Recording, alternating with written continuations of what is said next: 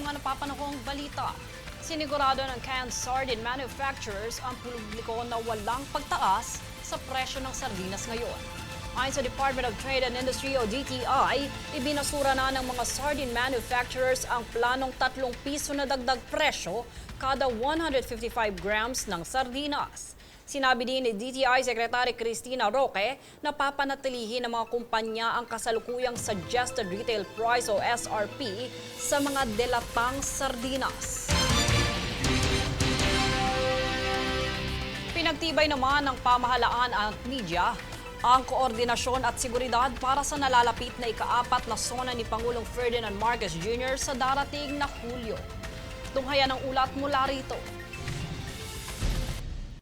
Nagugnay ang Office of the President, Senado, House of Representatives at media upang pagtibayin ang mga paghahanda para sa sona ni Pangulong Ferdinand Marcos Jr. Ipinahayag ni Presidential Communications Office o PCO Secretary J.B. Ruiz ang pangangailangan ng pagkakaisa ng mga mensahe mula sa lahat ng ahensya ng gobyerno.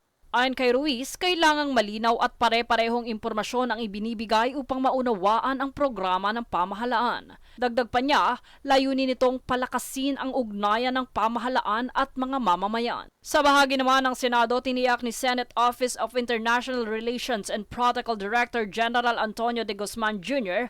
ang kanilang kahandaan sa lahat ng aspeto ng preparasyon. Sa nasabing paghahanda, nagkaroon ng inspeksyon sa mga lugar para sa mga media personnels maging sa seguridad nito. Higit 1 buwan din ang itinakda upang maiayos ang mga kakailanganin para sa gaganaping SONA sa July 28. Samantala, isinagawa na rin ng Presidential Security Command ang inspeksyon sa batasang pambansa kasama ang PNP, MMDA at Legislative Security Bureau. Bukod dito, may itinalagang rally zones malapit sa UP area at hindi pahihintulutang makalapit sa mismong batasan. May nakahandaring medical response gaya ng ambulansya at nakareserbang ospital sa araw ng SONA.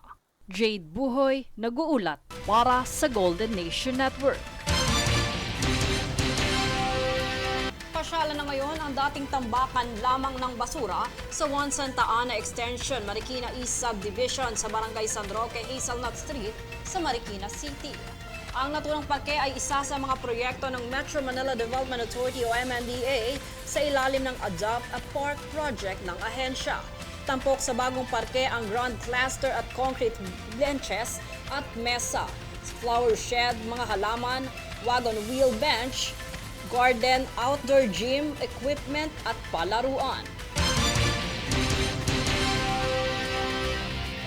Kami ang boses ng pagbabago. Ako si Jade Buhoy at ito ang News Force. Sa ulo ng mga balita. Mental health concerns kabilang sa maaaring idulog sa 911 hotline. DTI idineklarang kanselado ang pagtaas ng presyo ng sardinas. PBBM patuloy sa pagsulong ng bloodless war kontra iligal na droga. US Embassy inanunsyong dapat isapubliko ng visa applicants ang kanilang SOCMED accounts. Ilang kalsada sa Quezon City pansamantalang isasara para sa Pride Month celebration ngayong 2025. Airspace ng Qatar isinara. Flights papuntang Middle East kanselado pa rin. Patas at pantay na balita. Komprehensibong ulat para sa pulso ng masa. Ito ang News Force.